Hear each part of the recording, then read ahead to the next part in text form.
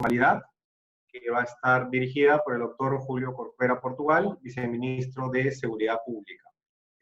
Muchísimas gracias, doctor Corcuera, por acompañarnos y compartir con nosotros esta conferencia. Adelante, doctor Corcuera. Lucho, perdón. Sí. Primero sí, las palabras de Lucho, sí. Perdón, Julio. Sí, muchas gracias, Beatriz. Jóvenes y participantes, es para nosotros un gusto contar esta mañana con el doctor Julio Corcuera Portugal, viceministro de Seguridad Pública, especializado además en temas de políticas públicas y gestión gubernamental, quien ahora ocupa el cargo de viceministro de Seguridad Pública. El doctor Corcuera tiene una amplia experiencia en temas de seguridad a nivel tanto nacional como de organismos internacionales, además de su gran experiencia docente, que incluso ha participado en nuestra casa, donde, por cierto, será siempre bienvenido, doctor Corcuera, y se puede reincorporar cuando guste. Le agradecemos enormemente por la gentileza de darse un tiempo para compartir con nuestros jóvenes estudiantes un tema de tremenda actualidad, más aún no solamente por la actual circunstancia, sino porque ya es parte de lo que va a ser nuestra realidad concreta y real, es decir, las amenazas que puede generar la Internet y la posibilidad o la comisión de los ciberdelitos, y obviamente la acción que el Estado va a tomar en la prevención del delito que puede afectar a sus conciudadanos. Dejo con ustedes al profesor Corcuera y les agradezco mucho por su participación y el interés que pongan en seguir esta charla.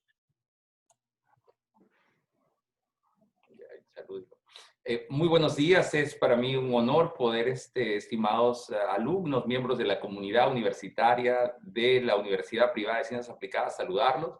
Agradezco enormemente la invitación del doctor Luis García Corrochano, de Beatriz Lama. Yo me siento honrado de poder compartir este espacio con ustedes, porque además yo quiero resaltar algunas palabras que decía el doctor Luis García Corrochano respecto de mí, y me encantó que me presente como el profesor Corcuera, porque esencialmente tal vez esa es la labor que más he hecho durante toda mi carrera profesional, lo he hecho con mucho gusto, y además he tenido el honor de ser durante un tiempo profesor de la Universidad Privada de Ciencias Aplicadas, y en las aulas del UPC yo he conocido una serie de jóvenes muy capaces, con experiencias y vivencias muy interesantes, y sobre todo con curiosidades del abordaje de las temáticas muy actuales. Y precisamente de lo que vamos a hablar hoy es de un tema muy actual. Y voy a compartir una presentación para poder a todos ponernos en contexto. Vamos aquí a aparecer. Vean, esto ha cambiado tremendamente. Si la Semana del Derecho se hubiera desarrollado hace 9 meses atrás, en el mes de febrero, o los primeros días del mes de marzo, probablemente hubiera tenido el honor de ir al auditorio de la Universidad Privada de Ciencias Aplicadas y haber dado esta charla en estos auditorios muy bonitos, y compartido y conocerlos y hablado con ustedes. Y bien, hoy la charla es virtual. Hoy muchos de nosotros hacemos muchas cosas virtuales, estudiamos en virtual. Si hace un año o año y medio atrás nos hubieran dicho, ¿sabes qué? Tú tienes que llevar la universidad vía virtual, no se nos hubiera hecho de pronto muy lógico o común. Hoy lo que antes era excepcional es la regla. Hoy lo que antes era poco común es la normalidad. Y la forma en que nosotros nos interrelacionamos ha cambiado. Cuando digo eso, quiero decir la forma como estudiamos, la forma como hacemos comercio ha cambiado. ¿Cuántas personas han conocido ustedes que han hecho transitar su comercio, su compra y venta, restaurante y demás, al modo delivery? ¿Cuántas personas han visto empezar a trabajar con toda una serie de mecanismos vinculados como el Facebook o el Instagram, que antes se resistían? Si las dinámicas de educación, de comercio o de interrelación personal, hay matrimonios virtuales, los invitados aparecen en el Zoom, hay interacciones, misas virtuales. Si el mundo ha empezado de alguna manera a adaptarse a ciertos medios, también el crimen se ha adaptado. El crimen es una entidad dinámica, es un ente que se adapta al cambio, que se adapta a los tiempos. En ese sentido, ha existido en el mundo una mayor, digamos, acentuación a ciberdelitos y amenazas en Internet. Y si el crimen se adapta a ese espacio virtual, toca que el Estado, los estados, adapten sus estrategias de prevención a esta nueva normalidad y adapten sus estrategias de intervención contra el delito a este espacio. Desde el lado jurídico, desde el mundo en el que nos desarrollamos nosotros, la reflexión jurídica tiene que ver también con este espacio. ¿Y a qué me refiero? Por favor, vamos avanzando. Así como se estudia el progreso, los proyectos, el desarrollo humano, el generar oportunidades, la inclusión, así como se estudia el mundo de lo positivo, también debe estudiarse el mundo de lo negativo. También existen leyes y reglas en el caos, en el derrumbamiento, en la destrucción, en las guerras, en los conflictos y, por supuesto, en el crimen. Y específicamente en lo vinculado con el ciberdelito. En 1609, miren, en el siglo XVII, Hugo Grocio, en La Haya, publica el libro Mare Liberum. En ese momento, uno de los planteamientos que desarrolla Hugo Grocio pasa por comprender que hay un nuevo espacio territorial que debe ser parte de la discusión de los estados-nación. Y este nuevo espacio es el mar territorial. Y se abre una discusión hoy día. A todos les queda claro que a cada país que tiene costa se le aplica el principio tierra domina el mar. Si tiene costa y tiene mar, ese mar le pertenece justamente a la costa, tierra domina el mar. Quienes han seguido con interés el caso de la demanda marítima Perú-Chile pueden dar fe de todas estas categorías que en algún momento no existieron. El derecho del mar no siempre existió. Hugo Grocio es el padre del derecho internacional público, lo pone en evidencia y lo plantea en esta lógica de Mare Liberum. En respuesta a Hugo Grocio va a escribirse el libro Mare Clausum, que va a plantear lo distinto. Pero el punto para mí es el siguiente. La dimensión internacional y la dimensión jurídica del mar entra en discusión. Lo digo porque en este momento, en estos días, en estas últimas semanas, en estos meses, en el sistema internacional se viene discutiendo lo oportuno de crear una convención internacional dedicada al ciberespacio, a la ciberseguridad y estos detalles. Porque así como en algún momento existía el mar y este mar fue regulado, así como en algún momento existe el espacio exterior y luego va a pasar por ciertas reglas, ahora existe el ciberespacio y la necesidad pasa por cómo regularlo.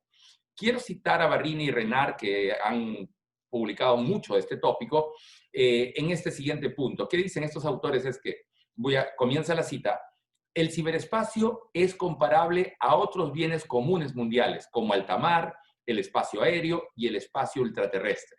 Como tal, se considera que se requiere un mínimo de normas y reglamentos para garantizar el acceso a todos y evitar conflictos que solo pueden resultar de negociaciones diplomáticas. Dicho esto, quiero yo dejar en claro esta idea. A nuevos espacios, a nuevas dinámicas, el derecho tiene que ingresar y regular esos nuevos espacios y esas nuevas dinámicas. Justamente el debate de cómo, desde la construcción jurídica, desde la doctrina jurídica, abordamos esas temáticas, se alimenta, por supuesto, de las reglas del derecho, pero se alimenta del fenómeno mismo. ¿Qué quiero decir? Yo puedo estudiar derecho penal, pero enriquece mi perspectiva de abogado penalista el que yo entienda la criminología, la criminalística y otros elementos que tienen que ver con el fenómeno de estudio. Yo puedo buscar ser un abogado laboralista, pero y alimenta mi perspectiva de abogado laboralista que entienda la Constitución de Querétaro, la Revolución Mexicana, la República de Weimar, y así. Entonces, yo quiero ser un experto en derecho romano y alimenta mi comprensión del derecho romano, del corpus juris y demás, el que yo entienda la historia de Roma. Del mismo modo, alimenta la comprensión del derecho internacional el aproximarnos a la lógica evolutiva del sistema internacional y de la lógica actual del sistema internacional, en la perspectiva de relaciones internacionales, política internacional, diplomacia y demás. Ustedes tienen la enorme suerte de tener un profesional de la calidad del doctor Luis García Corrochano como decano. Yo he leído con mucho interés sus libros y publicaciones al respecto y las he seguido porque, como comentaban, yo he trabajado durante 7 años en la Oficina de Naciones Unidas contra las Drogas y el Delito, y ahí, qué duda cabe que el derecho internacional está siempre presente y de eso tiene que ver casualmente lo que estamos conversando y vamos a conversar en este momento. La globalización siempre se ha pensado como un elemento positivo. Yo estoy de acuerdo con eso. Nos ha dado mayores flujos, mayores velocidades, lo pensamos como el Internet y como una serie de aportes que nos ha permitido, por ejemplo, interconectarnos en este momento. Yo me encuentro en San Isidro, en Corpac. Algunos de ustedes se pueden encontrar fuera de Lima o en otra latitud y estamos conectados y me escuchan e interactuamos. Pero también la globalización, sus mayores flujos, sus canales, su interacción, ha creado escenarios en donde no necesariamente todo es bueno. Paso a explicar. Como pueden ver ahí, ha desarrollado medios de comunicación, la interacción de la información, pero ese medio de comunicación y esa mayor velocidad de intercambio de imágenes ha abierto la puerta, por ejemplo, a que una persona en una parte del mundo tome fotos de actos terribles contra criaturas y se promueva la pornografía infantil internacional. Eso antes no era tan fácil porque los medios, digamos, de traslado de imágenes eran más difíciles. Hoy eso ha tenido flujos más altos y entonces las personas que hacen el daño a las criaturas, una serie de personas negativas para la sociedad, encuentran ahí un vehículo para poder compartir esos instintos deplorables y deleznables que alguna parte de la humanidad, pequeña por cierto, tiene. En el caso, por ejemplo, del comercio, el comercio ha permitido un mayor intercambio de flujos, rutas de intercambio, pero donde hay mayores rutas de intercambio, el caso de intercambio, por ejemplo, por mar, por citar un ejemplo, también se usa esta vía para intercambiar estupefacientes, que es el tráfico ilícito de drogas, sino una configuración delictiva internacional. El país produce, el otro país consume, hay un intercambio de un producto, de un bien ilícito y naturalmente esto se ve influido también por la globalización. En países en escenarios de autarquía eso no podría darse, o al menos no con la fluidez que se da en un contexto globalizado. La mayor circulación de personas hace que podamos viajar, ir y venir, pero también facilita delitos como la trata de personas, delitos como, por ejemplo, los burriers, nos pasa una persona llevando drogas, y etcétera, ¿no? La caída de los países del comunismo, en los tiempos en los que una serie de países, Bulgaria, Ucrania, Rumanía, empezaban a ver caer sus líderes en los inicios de los 90, fueron escenarios para que una serie de organizaciones sacaran provecho y se infiltraran en esa sociedad. Hay ciertos delitos, yo conversaba en el backstage antes de comenzar esta charla, de cómo se asocia estos tiempos con el flujo de capitales, la globalización, después del consenso de Washington, ha permitido que una persona haga negocios en el Perú, en Estados Unidos, en Brasil, y pueda rápidamente comercializar, inclusive por el Internet, y pueda mover capitales rápidamente. Pero así como ha permitido mover los capitales desde el sistema financiero con mucha agilidad, también ha facilitado los mecanismos para el lavado de activos. Es decir, a lo que es bueno se le contrapone una mala práctica que genera elementos negativos. Por eso es que yo quiero enfatizar que el 15 de noviembre, o sea, en pocos días del 2020, se cumplirán 20 años de la Convención contra el Crimen Organizado, que es la Convención de Palermo de Naciones Unidas. Y noten esto, es Convención Transnacional contra el Crimen Organizado, contra el crimen transnacional organizado, porque si es un fenómeno que se aborda desde diversos países, la respuesta tiene que tener un componente claramente enmarcado en la respuesta de la comunidad internacional. Quienes de ustedes son penalistas podrán dar fe que uno de los capítulos del Código Procesal Penal justamente tiene que ver con cooperación internacional, porque el Ministerio Público lo requiere. Sigue, por favor. En junio de este año, la organización, la Iniciativa Global contra el Crimen Organizado publicó este informe, Crimen y Contagio, el impacto de la pandemia sobre el crimen organizado. Y este informe tiene 4 conclusiones. La primera es que hay menos personas en las calles a partir de la pandemia. La segunda es que, dado que hay un énfasis en que necesito pruebas, necesito mascarillas, necesito una serie de elementos médicos, luego el contrabando y los mercados ilícitos relacionados a los artículos de salud van a aumentar. Y bueno, uno puede ver las noticias y demás y ver efectivamente cómo esto ha aumentado, sin duda, ¿no? Personas que ofrecen mascarillas con ciertas características cuando tienen otras, o personas que ofrecen a un precio distinto o con ciertas ventajas las pruebas de tal o cual tipo. y demás. O quienes ofrecen la cura milagrosa para el COVID, lucrando con la esperanza de algunas otras personas. La tercera conclusión es que como hay en contexto de pandemia un encierro de parte de las personas, estos estados de emergencia, estas cuarentenas, los delitos patrimoniales tradicionales, el arrebato, el hurto, se reducen, pero la última conclusión es que como todos hemos migrado, la lógica es esta: hemos dejado un poco la calle y hemos aumentado nuestra presencia en el Internet. Luego el Internet se vuelve un escenario en el cual aumentan los ciberdelitos y las amenazas relacionadas a ellos. Esto no es una industria creciente, pero no es reciente. ¿Qué cosa quiero decir? Viene creciendo, pero no es nueva. Uno de los primeros casos emblemáticos de un hackeo y demás es el del ruso Vladimir Levin. Desde su casa en San Petersburgo, en el año 94, él hackeó el Citibank. Mira, un banco de un reconocimiento internacional importante. Cuando hackea el Citibank, él roba $10 millones. Lo detienen porque no había optimizado el recojo de la información. El sistema financiero de la época no era el de hoy, debemos recordar. Pero es liberado a los 3 años después porque, entre otras cosas, no existían leyes que regularan estas dinámicas de ciberdelito. Y ustedes saben, sobre todo los que son penalistas, que si no hay la ley, luego no hay la pena, ¿no? Si no le pena, sin ley. Entonces, esto se aplica alrededor de esto. Esto lleva a que nos preguntemos, ¿y cómo está legislativamente la situación en el Perú? ¿Qué instrumentos tienen? ¿Cómo se han desarrollado? Ese es un ejercicio reflexivo importante para todos nosotros, cómo se desarrolla el procedimiento y demás. Por favor, Nathan. Este es un punto importante. Cuando se declaran las cuarentenas en el mundo entero, inmediatamente ustedes pueden ver el gráfico ahí claramente, ven junio, febrero, pero quisiera pedirles que vean 3 y 7 de marzo. Empieza a levantar los picos. El cuadro muestra los dominios en Internet, o sea, los URL, las direcciones web, que tienen el nombre COVID, virus y corona, aumentaron grandemente. ¿Por qué? ¿Porque las personas empezaron a crear páginas web para informarse del coronavirus? No. Empezaron a crearse porque empezaron a aparecer dominios falsos, fake space, para engañar a la gente y captar información, para captar sus claves, para captar sus datos o simplemente para agredirlos.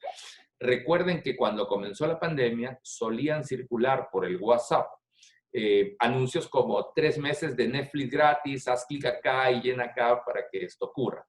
Esto no es casualidad, o sea, aparecía un escenario virtual y aparece la oportunidad para que en el mundo entero se le ponga énfasis al ciberdelito. Por favor. El FBI sacó una alarma importante, decía que hay 2 grupos a los que hay que tener especial cuidado y atención. Uno es el de los niños. ¿Por qué el de los niños? Miren, estimados amigos, estimados colegas, profesores y quienes nos acompañan en esta mañana, a nosotros nos enseñan que cuando somos niños, que para cruzar la pista mires a la izquierda, mires a la derecha, mires la luz verde del semáforo y luego transites, te dirijas hacia ella. Nos enseñan cómo transitar con cuidado adecuado en las calles de nuestro país. Pero no nos enseñan cómo transitar con el cuidado adecuado en las rutas del Internet. El buen uso del Internet no se nos enseña, no se nos brinda necesariamente estas herramientas. Y esto es importante porque, dado que los chicos, un niño, tiene más inocencia y es más cándido, suele caer y ser engañado por redes de personas negativas. Tradicionalmente, ese es un fenómeno muy actual en el mundo entero. Tradicionalmente, un agresor de niños, un pedófilo, se sabía un tipo extraño, se sabía que él no era normal a los demás y sabía que sus prácticas o sus pensamientos oscuros, negativos y detestables eran solo de él y no eran compartidos. Con el Internet, estos señores crean espacios virtuales donde comparten sus aberraciones, comparten sus técnicas de cómo acercarse a una criatura. Esto pone en especial vulnerabilidad a un niño, especialmente si a veces el papá, para que no llore, no fastidie, le da el celular, le compra una tablet y lo deja sin control. Tradicionalmente, años atrás, se solía decir, mi hijo de la puerta para afuera no sé qué hace, pero de la puerta para adentro yo sí lo controlo. Hoy eso no es cierto. Un chico puede estar de la puerta de su casa hacia adentro, aparentemente seguro, pero puede estar encerrado en su cuarto poniendo su intimidad, su integridad y su persona en pleno riesgo en manos de un ser humano negativo. Por eso es importante hacer énfasis en la prevención de ese tipo de delitos, en enseñarle cosas elementales a los niños y a los menores en general, como los amigos del Facebook no son tus amigos, ni siquiera sabes que existen. No lo puede, esto, y digo niños por hablar de los menores, pero en el ejercicio profesional que yo he tenido en estos años me ha tocado ver cosas lamentables, terribles, indignantes.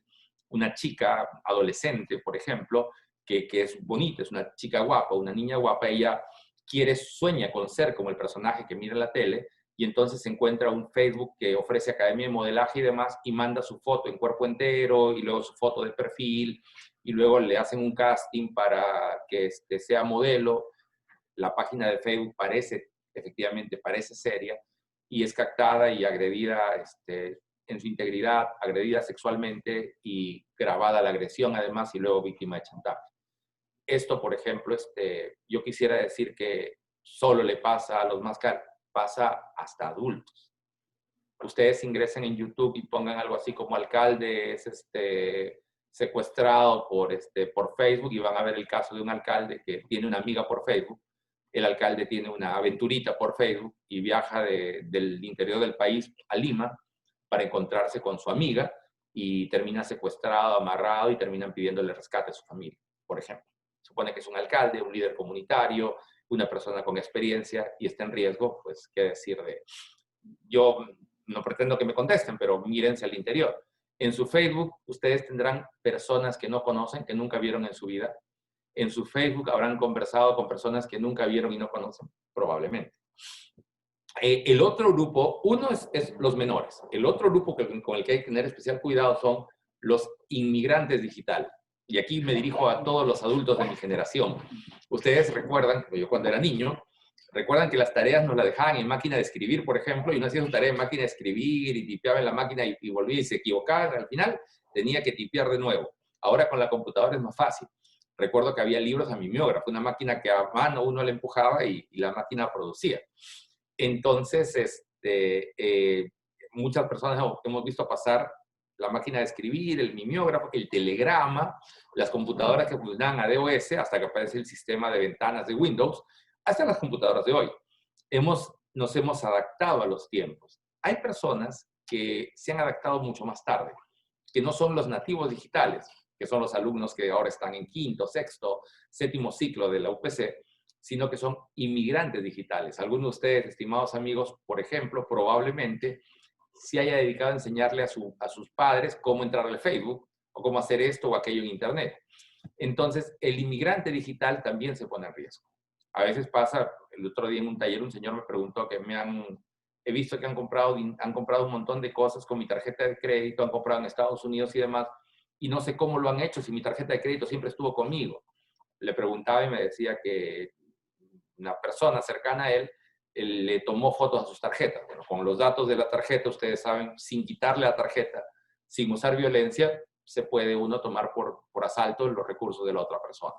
Pero esto, que puede ser la normalidad para muchos de nosotros, no es normal para mucha gente. Por eso es importante enfatizarlo. Por favor. Esto, Silvia Barrera, policía de investigaciones española, dice en el libro Nuestros hijos en la red, dice esto, ¿no? Si conocieran la red de acoso y pornografía que hay en el Internet, no darían celulares a sus hijos. Este es un dato que, ojo, quisiera yo enfatizar una cosa.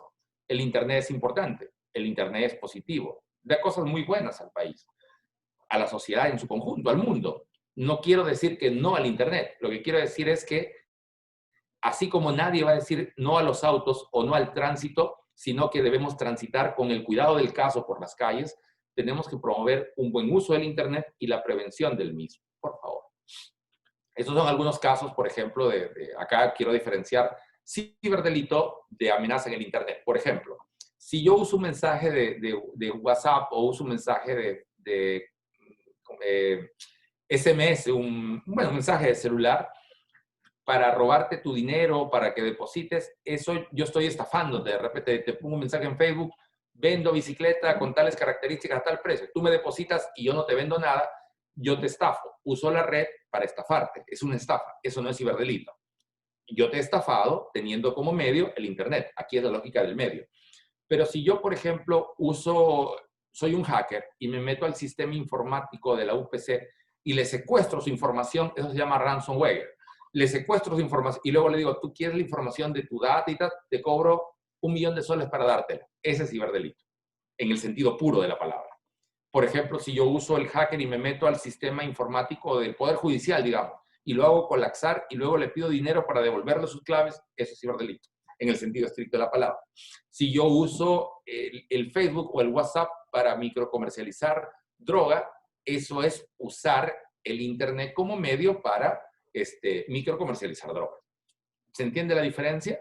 Hay una cosa es usarlo como medio, otra cosa es el ciberdelito per se. Por favor.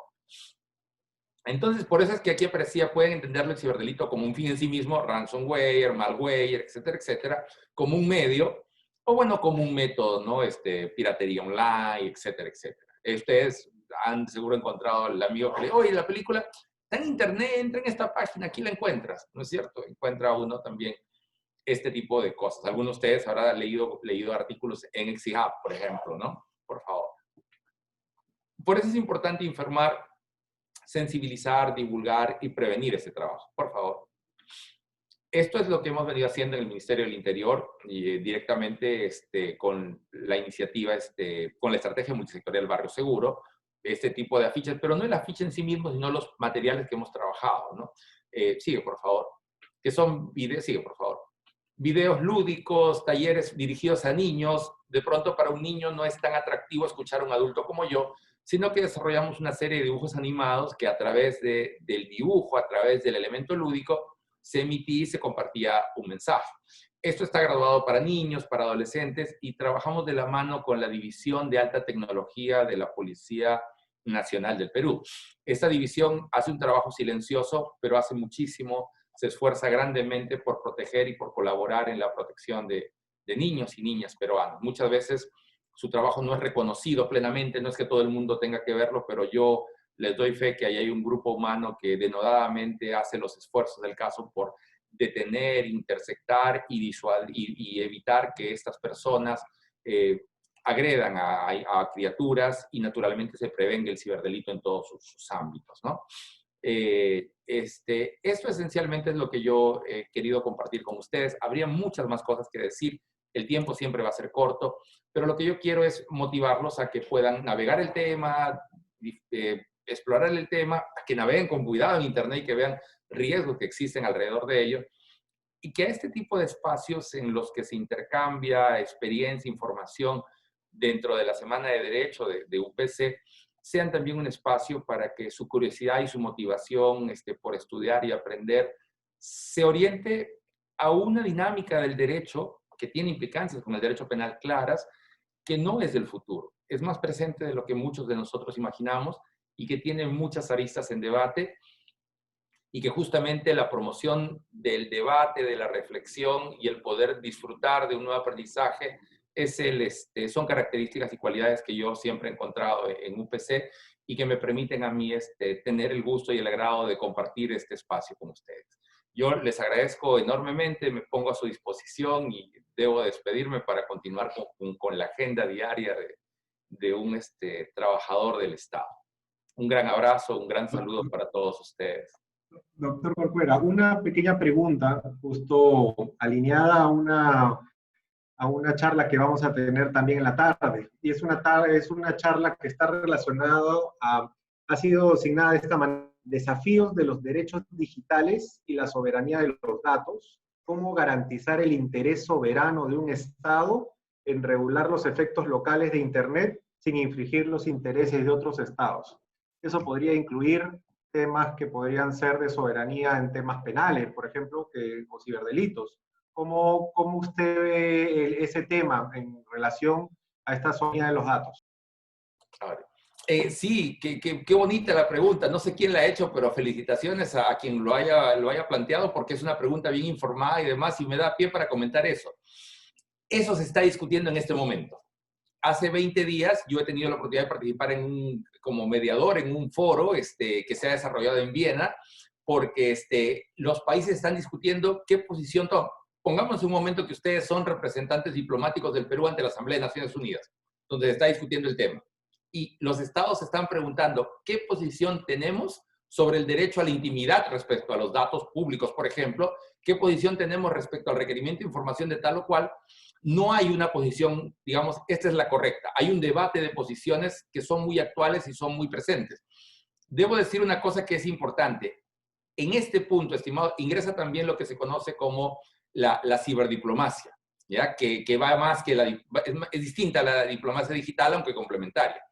Ustedes saben que Dinamarca ha consignado a un embajador, no ante el Perú, no ante Estados Unidos, no ante México, sino ha consignado a un embajador frente a Google y IBM.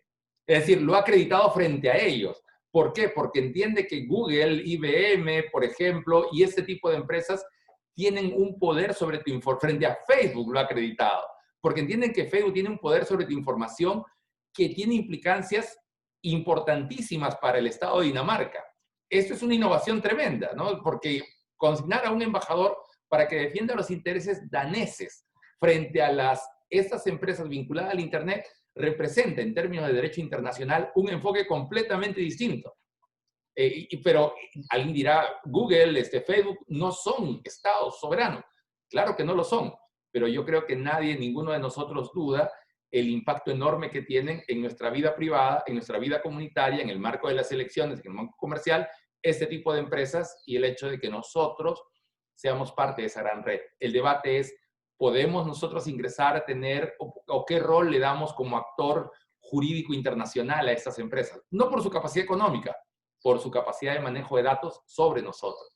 Entonces, este es un espacio, o la pregunta de la persona naturalmente que lo hizo claramente informada, que está en construcción. Como en algún momento estuvo en construcción el derecho del mar, como en algún momento estuvo en construcción el derecho del espacio ultraespacial, como estuvo en discusión en algún momento en los derechos de tercera generación, derechos humanos, este es un escenario que en este momento está en discusión. Yo soy Marco Nacones, soy profesor a tiempo completo de la Facultad de Derecho. Y justo tomando pie en eso, este es un tema tan necesario y vigente que lo hemos incluido también dentro de nuestra semana y vamos a tener una charla hoy día a las 4 de la tarde justo sobre este tema. Si desea, también le puedo trasladar la invitación.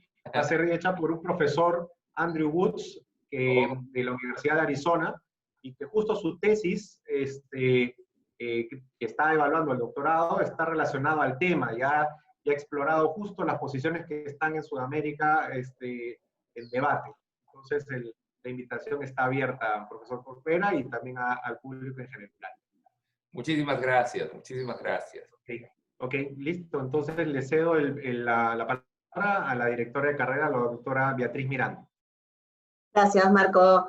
Bueno, Julio, en verdad, solo agradecerte, súper interesante la charla. Creo que a los alumnos esto los ayuda mucho a tener ya un cuidado al momento de aceptar el tema de las cookies, aceptar un montón de situaciones que son herramientas para que capten nuestra información. Ya tener mucho cuidado con todo esto de las redes sociales. Agradecerte infinitamente, sabemos de tu recargada agenda y el espacio que te diste para nosotros. Así que solo me resta decir gracias y esperamos volverte a ver en otra oportunidad, ya sea presencial o igual bajo este formato. Claro que sí, mil gracias a todos ustedes, que tengan una grata semana y que cierren bien esta semana de Derecho que tienen con UPC. Gracias, Julio. Gracias a todos por conectarse y como bien indicó el doctor Yanacone, nos encontramos en la tarde con la charla del profesor de la Universidad de Arizona. Gracias a todos. Muchas gracias a todos. Muchas gracias también a la profesora Cici Carlín. Sí, muchísimas gracias a ustedes chicos también por su asistencia.